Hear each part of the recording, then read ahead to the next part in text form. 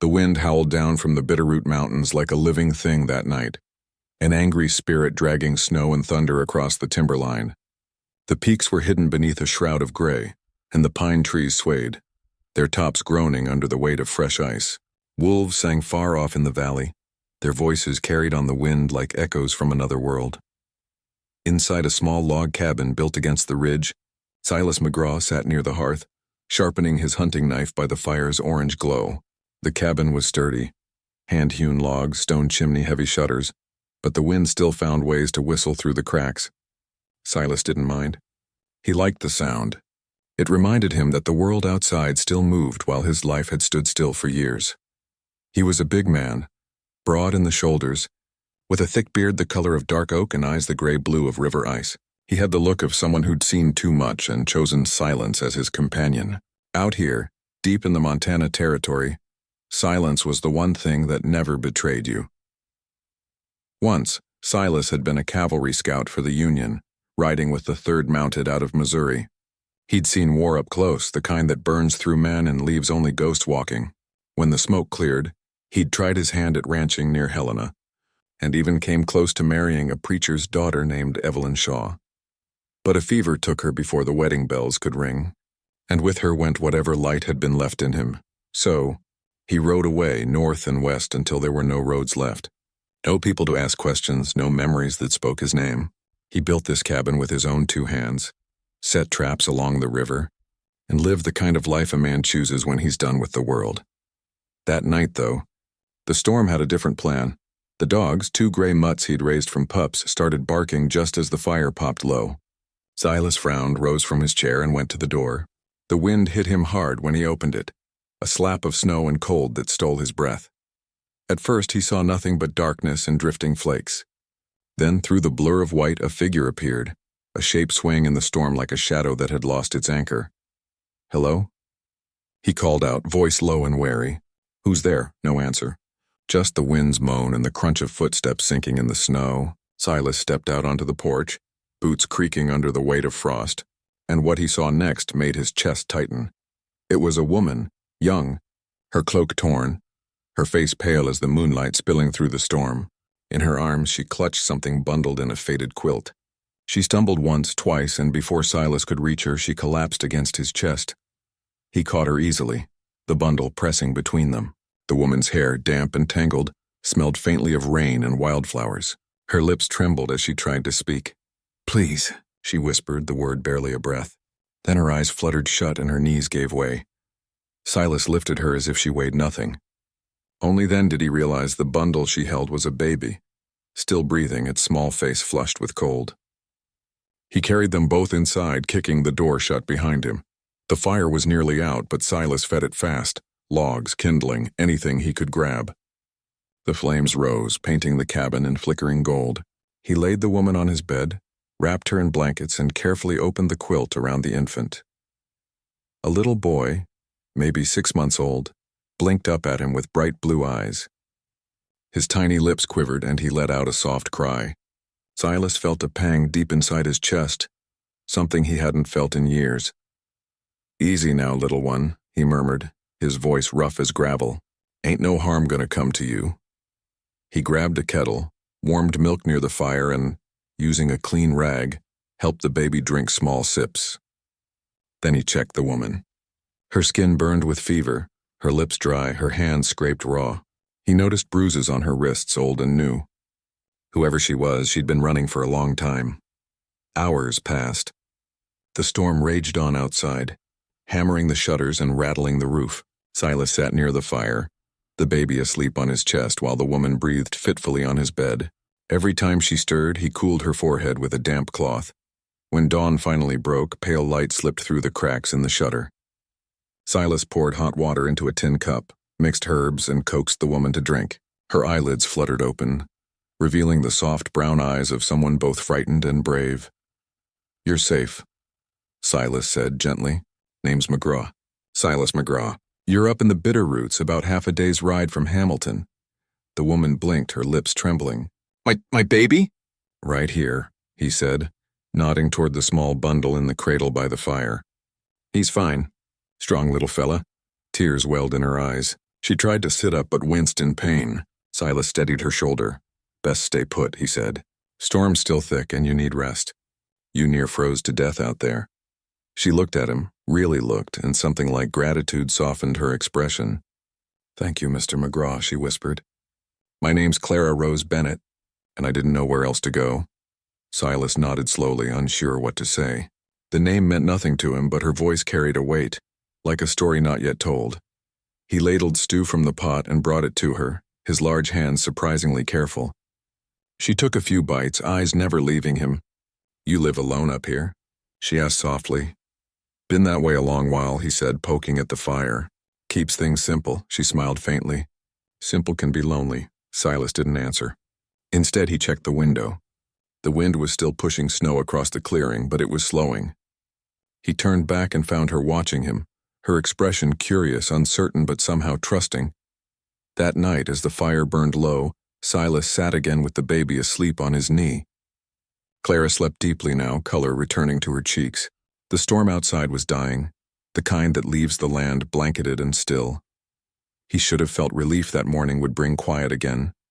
But instead he felt something else, a stirring deep in the hollow place he'd carried for years. This woman and her child had fallen into his world out of nowhere, and yet it already felt as though his cabin had been waiting for them. He looked down at the baby, then toward the sleeping woman. "Guess the mountains weren't done with me after all," he murmured.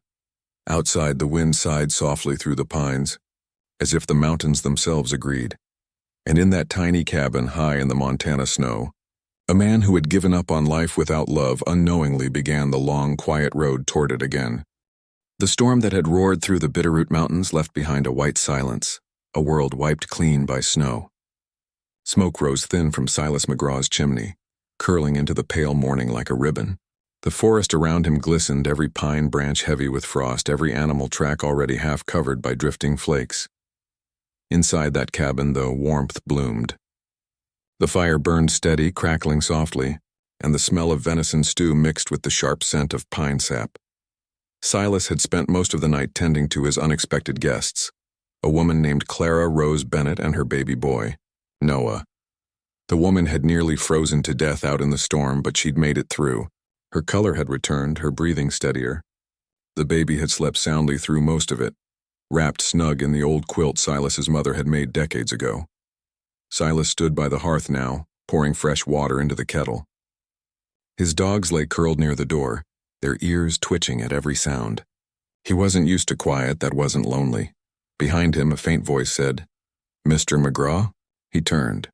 Clara was sitting up in bed, her hair loose over her shoulders, face pale but alive. The early sunlight painted her features softly, and for the first time he noticed how delicate her hands were. Gentle but marked by hardship. "How you feelin'?"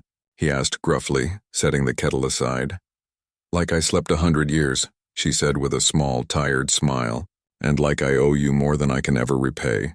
He shrugged. "Didn't do much. Just opened a door."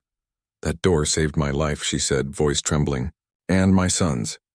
Silas cleared his throat and busied himself ladling stew into a tin bowl. He didn't know what to do with gratitude. It had been so long since anyone had spoken to him with warmth in their voice. He brought the bowl to her and said, "Eat what you can. You'll need your strength. The snow's deep. Could be a week before anyone gets through the pass." She accepted the food and began to eat slowly. Noah stirred in the cradle beside her, stretching tiny arms, letting out a squeak that made Silas glance over and, despite himself, smile. "That boy's tougher than he looks," Silas said. "He gets that from his father," Clara whispered.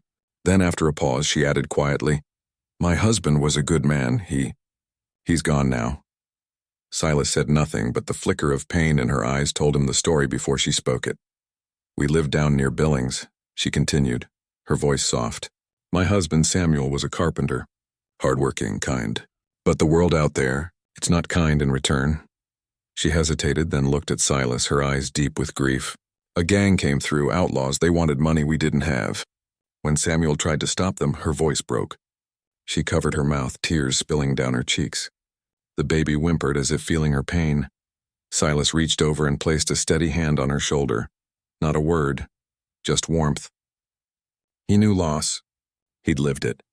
and he knew that sometimes silence could heal better than speech. Clara drew in a shaky breath. After it happened, I couldn't stay there. I packed what I could, took Noah, and rode north. I thought I could make it to my cousin's homestead near Missoula. But the storm caught us in the mountains. She looked down at the baby. If you hadn't opened that door, we'd both be gone. Silas's jaw tightened. He looked into the fire, the orange light reflecting in his eyes. You're safe now, he said finally. Ain't nobody coming through that storm, not while I'm here. For a moment, the cabin felt still, like the mountain itself was holding its breath. Then Noah let out a loud hiccup, startling both of them into laughter. The sound broke the heaviness between them like sunlight cutting through clouds. From that morning on, life in Silas McGraw's cabin changed. He started cooking for 3 instead of 1, built a little rocking cradle out of spare wood, and taught Clara how to set traps for rabbits near the stream. She in turn brought a sense of home back to the rough-hewn place. She cleaned the windows, mended his shirts, and hung her shawl by the fire, small touches that made the cabin feel alive again. When she laughed, Silas caught himself listening. When she hummed softly to Noah at night, he would pause in whatever he was doing, sharpening blades, mending boots, just to hear her voice. Days passed. The snow melted slow under the March sun, and the cabin filled with the sounds of new life, crackling fire, bubbling stew, a baby's giggle echoing off log walls. One afternoon, Clara found Silas outside, splitting wood. His sleeves were rolled to his elbows, his arms corded with strength. She stood on the porch holding Noah against her chest. You don't ever rest, do you? She called. He looked up, grinning faintly. Rest don't stack firewood. Clara laughed, stepping down into the snow. Let me help, then. He shook his head. Ain't a chore for you. I'm not made of glass, Mr. McGraw, she said. I've worked a farm before. He chuckled and handed her the axe. All right then, Mrs. Bennett. Let's see what you've got. She took the axe, adjusted her stance, and swung. The log split clean in 2, and Silas let out a low whistle. Well, I'll be, he said, smiling. Didn't expect that. Guess you shouldn't underestimate a woman with a baby to feed, she teased. Their laughter rang across the clearing, warm and easy. Silas hadn't laughed like that in years. That evening, as the sun dropped behind the mountains, they sat together by the fire. Clara mended one of his shirts, her needle glinting in the lamplight, while Noah played on a blanket. Do you ever get lonely up here? She asked suddenly. Silas looked into the flames. Used to, don't much anymore. She smiled faintly. Because of us? He didn't answer right away. Just met her eyes with a quiet look that said more than words. Finally, he nodded. Yeah, because of you. The fire crackled between them, and Clara's heart thudded in her chest. Something unspoken hung in the air, fragile, growing, real. Later that night, as Silas stepped outside to check the traps, he looked up at the stars spread wide over the snowfield. For the first time in a long time, he didn't feel like the last man on earth. The cabin behind him glowed warm, a soft light spilling from the windows. Inside were a woman and child, 2 souls who'd walked out of a storm and somehow into his heart. When he returned inside, Clara was asleep in the rocker, Noah in her arms. Silas took the baby gently, laid him in the cradle, and draped a blanket over Clara's shoulders. She stirred, whispering his name in her sleep. He stood there for a long moment, watching her breathe, the lamplight soft on her face. Then he said quietly, You're safe here, Clara. I promise you that. And as the mountain wind whispered against the walls, Silas McGraw, man of silence, man of solitude, realized that somewhere between the storm and the thaw, a piece of his heart had thawed too. By mid-April, the snow along the Bitterroot Ridge had started to melt, revealing the soft green of spring grass and the trickle of fresh creeks that ran silver through the timber. The cabin that had once stood alone in silence now hummed with life. A woman's laughter drifted through the open shutters, and a baby's happy squeals echoed off the hillsides like birdsong. Silas McGraw was out by the corral, mending a broken fence rail when he heard that laughter again, the kind that had become the sweetest sound in his quiet world. He paused, resting an arm on the fence post, and looked toward the cabin where Clara Bennett stood in the doorway with baby Noah in her arms. She was smiling, sunlight on her hair, and for a long moment Silas forgot the ache in his back, the loneliness that used to settle in his bones. and even the passing of time itself. He'd been alone so long that company had felt unnatural at first, like wearing boots that didn't fit. But over the weeks, the sharp edges of his solitude had softened. Clara had a way of filling silence without ever breaking it, of making a cabin of rough-cut logs feel like a home. She cooked biscuits that melted in the mouth, hummed soft songs when she worked, and brought color to every corner of his world. That morning, she had convinced him to shave his beard for the first time in months. The result had made Noah giggle and Clara laugh until tears rolled down her cheeks. "You look 10 years younger," she teased as she set the biscuits on the table. "10 years colder," he'd grumbled, rubbing his chin. "Well," she said with a wink, "I reckon you'll warm up again soon enough." Now, as the day rolled into afternoon, Silas wiped his hands on his trousers and came up the path toward the cabin. Inside, the fire burned low. The table was set neatly and Clara was kneeling by the hearth stirring the pot of stew. Noah sat on the floor beside her, clutching a wooden spoon like it was a prize. "Smells mighty fine," Silas said, stepping inside. Clara turned and smiled over her shoulder. "Then you'd better wash up before supper. I don't feed men who track half the mountain into my kitchen." He chuckled, kicked off his boots near the door and rolled up his sleeves to the elbows. As he scrubbed his hands in the basin, he glanced at her again, at how naturally she moved around his cabin, how her laughter made the firelight dance brighter. Something in his chest tightened. He wasn't used to that feeling. It scared him a little, but he didn't shy from it either. They ate together, sharing quiet conversation as the evening settled in. After supper, Clara bundled Noah in a blanket and handed him to Silas. "He likes when you hold him," she said softly. "Makes him feel safe." Silas hesitated at first. He still wasn't used to how small the boy felt in his arms. But as soon as he did, Noah gurgled happily and grabbed a handful of his beard. Silas laughed, a deep rumble from his chest. "He's got a good grip," he said. "Gonna be a strong one." "He already is," Clara replied. "He's got his father's heart." That name, her husband, hung between them for a moment. Silas didn't speak. He just rocked the baby gently, his eyes meeting Clara's. There was grief there still, but also light, healing, and something else he didn't quite dare name yet. As days passed into weeks, life in the mountains found its rhythm. Silas would rise before dawn, check his traps, and bring back pelts and meat. Clara would stoke the fire, tend to Noah, and prepare breakfast. They worked side by side, and though words were few, they didn't need many. Every glance, every shared smile carried its own language.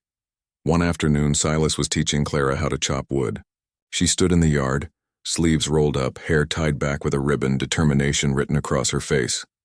"Now," Silas said, stepping behind her, "you want to keep your stance steady, feet apart, hands firm. Don't fight the axe, let it fall." He guided her hands gently on the handle, his breath warm near her ear. The moment lingered, quiet and close. When she swung, the log split clean and she turned to him with a proud grin. "See? Told you I could learn," she said. Silas smiled faintly. Didn't doubt it for a second. Their eyes met, and for a heartbeat the world stood still, the mountains, the sky, even the wind. Then Clara looked away, cheeks flushed. "I should get back to supper," she said, her voice softer now. As she walked toward the cabin, Silas stayed where he was, staring after her. The sun was dipping low, painting the snowmelt golden. He hadn't planned for this, hadn't wanted to feel anything again. But somewhere between her laughter and her courage, she'd found her way into the quiet places of his heart. That night, after Noah fell asleep, they sat together by the fire. Clara sewed a patch on one of Silas's coats while he carved a small wooden horse for the baby. The fire cracked, throwing long shadows on the walls. "Do you ever think about leaving here?" she asked suddenly. "Going back to the towns?" Silas shook his head. "Ain't much left for me there. Out here a man knows where he stands." She nodded slowly. "I used to think I needed people around me to feel safe.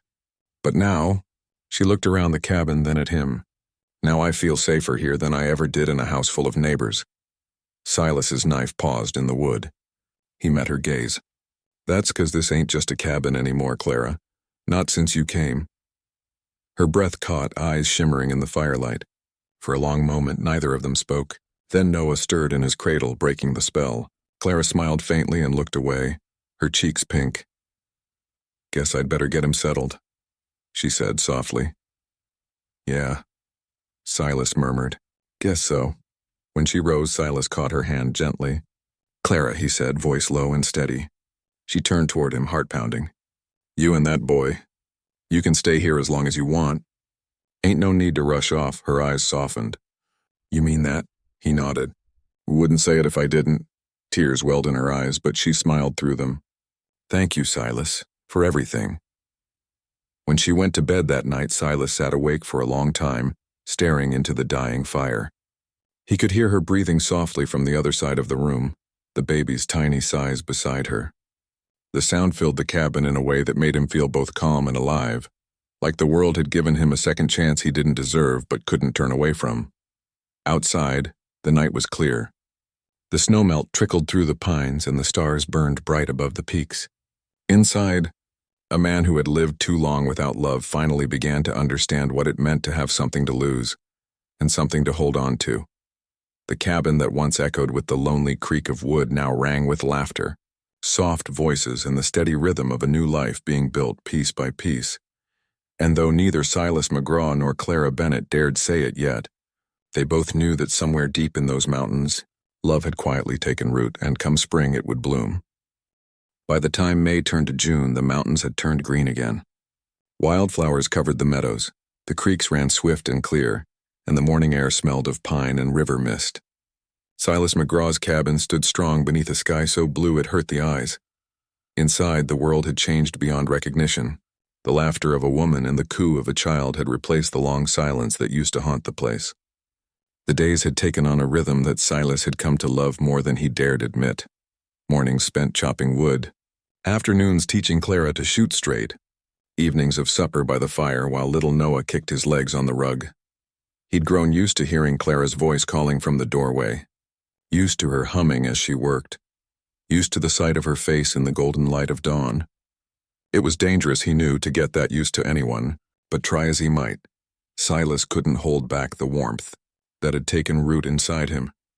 That's why the unease hit him so hard. The morning he saw the smoke on the ridge, he was out checking his traps when he noticed it, thin gray trail winding up from the trees a few miles east. It wasn't from lightning or campfire drift. It was deliberate. Someone was nearby. Silas froze, every old instinct waking up like a hound catching scent. He'd seen too much in his life not to recognize what that kind of smoke meant. Strangers, armed ones most likely. He crouched by the river, scanning the tree line. The forest was still, too still. Even the birds had gone quiet. By the time he reached the cabin again, his mind was set. He pushed through the door, face grim. Clara looked up from the table where she'd been sewing. "Silas, what is it?" "Riders," he said, hanging his rifle by the door. "Couple miles out, maybe more. Saw their smoke." Her eyes went wide. She set the needle down slowly. "Riders? Outlaws?" "Could be. Could be just trappers," he said, though his voice gave away his doubt. "But I don't take chances. Not out here." Clara rose, clutching Noah to her chest. "You think it's them? The ones who—" He stepped closer, his hand steady on her shoulder. "Could be, Clara. The world's small when a man wants revenge or blood money. But I'll handle it.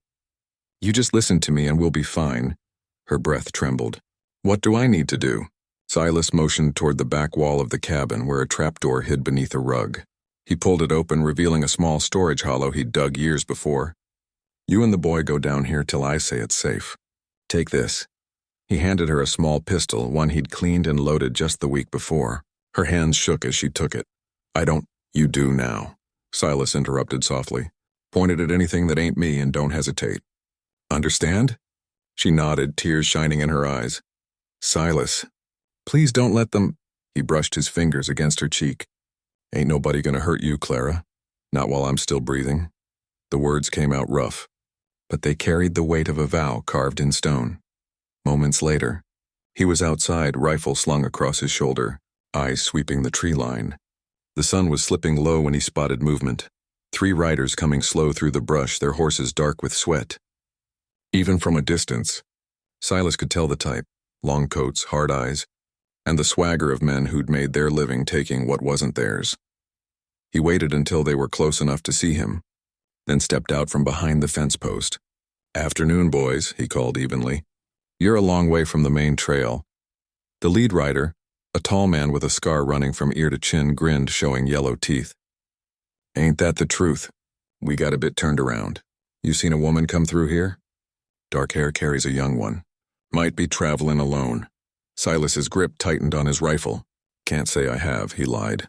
The man's grin widened. See, that's funny. We found a horse down the ridge with a saddle that says Bennett on it.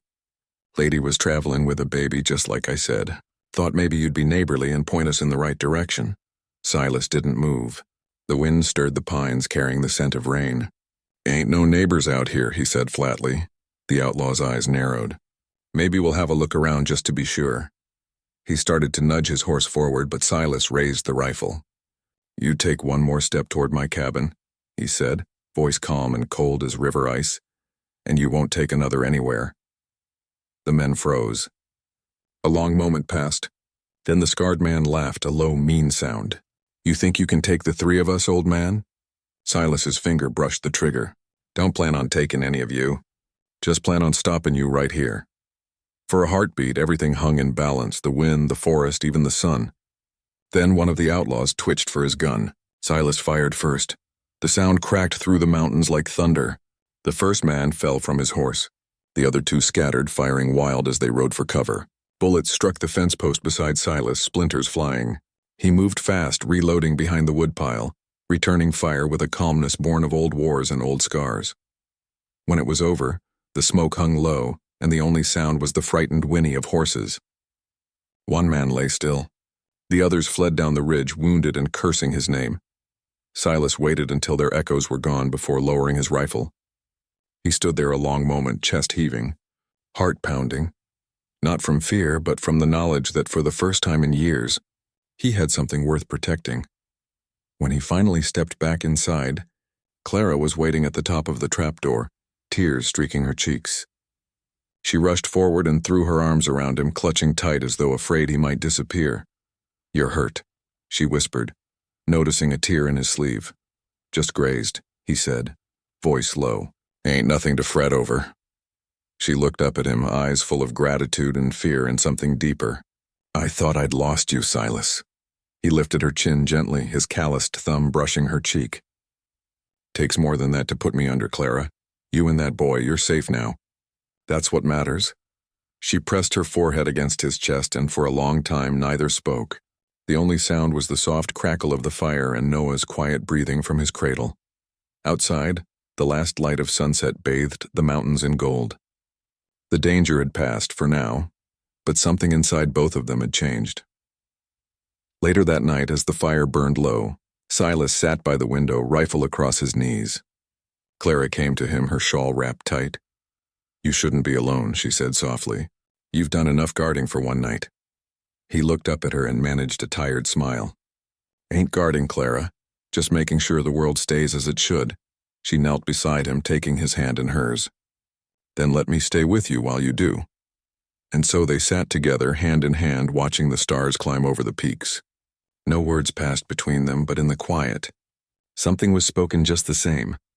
A promise born of courage, trust, and the kind of love that only grows when life has been hard. Outside, the mountain was still. Inside, two hearts, once broken, once frightened, beat in time with the crackling fire, finding strength not in solitude anymore, but in each other. Summer came slow to the Montana mountains, but when it came with beauty fierce enough to make a man forget every hard winter he'd ever lived through. By June's end, the snow on the peaks had melted into silver streams that wound through the valleys. The air smelled of pine and wild sage. The meadows were alive with color, yarrow, lupine, and the yellow blaze of sunflowers dancing in the wind. And high in the Bitterroot Ridge, smoke curled once again from the chimney of Silas McGraw's cabin. Only now it wasn't the lonely smoke of one man keeping to himself. It was the smoke of a home. The cabin had changed since the night Clara Bennett and her baby had first come crashing into his life. What was once rough and cold now carried warmth in every corner. A small flower garden bloomed out front. A wooden cradle, carved by Silas himself, rocked near the hearth. Fresh curtains hung over the window, and on the table lay a blue quilt Clara had stitched through long evenings of laughter and story. The baby, Noah, was walking now, toddling on unsteady legs, his laughter bouncing off the log walls. Silas had built him a tiny wooden horse, and the boy dragged it everywhere, proud as a king. That morning, Clara stood on the porch, her hair loose in the mountain breeze, watching as Silas split wood by the shed. She'd seen him do it 100 times. But there was something about watching him now. Strong arms steady, shirt clinging with sweat, the rhythm of his work, that made her chest ache with quiet affection. He caught her watching and smiled, the kind of shy grin that still made her blush like a girl. "You keep staring like that," he said. "I'm liable to miss my aim and lose a thumb." She laughed softly, brushing her hair from her face. "You'd still have 9 left to swing that axe, Mr. McGraw." He chuckled, set the axe down, and walked up to her, boots crunching on the dry grass. The summer sun caught in his beard, and his eyes, gray-blue as the mountain river, held hers with that steady gentleness she'd come to love. "You been busy this morning," he said, glancing at the laundry flapping behind her. "Busy's good," she replied. "Keeps a woman from thinking too much." Silas leaned against the porch post. "Thinking about what?" She hesitated, eyes drifting toward the horizon where the mountains faded into haze. "About what comes next. About what we're building here. About whether it's real." He frowned slightly. "You think it ain't?" Clara smiled faintly, shaking her head. "No, Silas, I think it's the truest thing I've ever known. That's what scares me." He reached for her hand, rough fingers wrapping around hers. "Ain't nothing to be scared of, Clara. The world's cruel enough." "When it gives you something good, you hold on tight." Her eyes softened. "And what if it's you I want to hold on to?" Silas didn't answer with words. He stepped closer, tilting her chin up, and kissed her, slow, deep, with all the unspoken things they'd both carried for months. The world fell away. No storms, no outlaws, no ghosts of the past. Just them, the mountain man who'd shut the world out, and the woman who'd walked straight through his door and found his heart waiting inside. When they parted, Clara leaned her forehead against his chest, smiling through tears. "Guess I got my answer." "Guess you do," he said quietly, resting a hand on the back of her neck. That evening, the 3 of them sat by the fire. The baby lay sleeping in his cradle while Clara mended one of Silas's shirts. Outside, the crickets sang and the soft rush of the creek filled the air. "You ever miss it?" Clara asked after a while. "The world beyond these mountains?" Silas looked into the flames. "Used to think I'd die up here alone. Thought that was what I wanted. Now," he smiled faintly, "now I figure maybe I just needed to be found first." Clara's sewing slowed. "You think I found you?" He nodded. "Reckon you did. And you gave me back something I thought was gone. What's that?" He looked up, meeting her eyes. "A reason to live like tomorrow matters." Her throat tightened, tears glimmering. She set the needle aside and reached for his hand. "You gave me that too, Silas." They sat like that for a long time, hands entwined, the fire burning low. It was simple. It was quiet. But for people who'd both lived through loss and fear, that peace was the greatest gift the world could offer. The next morning, Silas was up early, working by the barn. When he came back, Clara was sitting on the porch steps with Noah crawling in the grass beside her. "Silas?" she said softly. He stopped, wiping his hands. "Yeah?" She looked down for a moment, then back up, eyes glimmering with nervous light. "When I first came here, I thought it was just a refuge, a place to hide. But it's more than that now. You're more than that." He walked closer, heart pounding. "I can't keep running from the world forever," she continued, her voice trembling slightly. "But I don't want to leave what we've built. I want Noah to grow up here, where he can breathe, where he can be safe, where he can know what love looks like." She swallowed hard. "I want to be your wife, Silas, if you'll have me." For a long moment, Silas couldn't speak. His throat worked. His hands fidgeted like a man unsure of how to hold joy. Then slowly he smiled, a deep, quiet smile that reached his eyes. "I was going to ask you that very thing tonight," he said. "Figured I'd do it proper-like.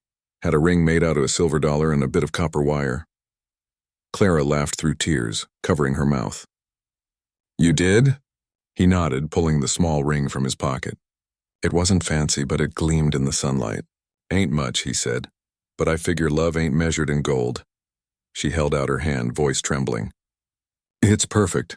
Silas slid the ring onto her finger, his big hands shaking slightly. "So I'll ask it anyway," he said softly. "Clara Bennett, will you stay here with me? Make this place our forever home?" Her answer came not in words, but in the way she threw her arms around his neck and kissed him hard enough to make the world spin. "I already have," she whispered.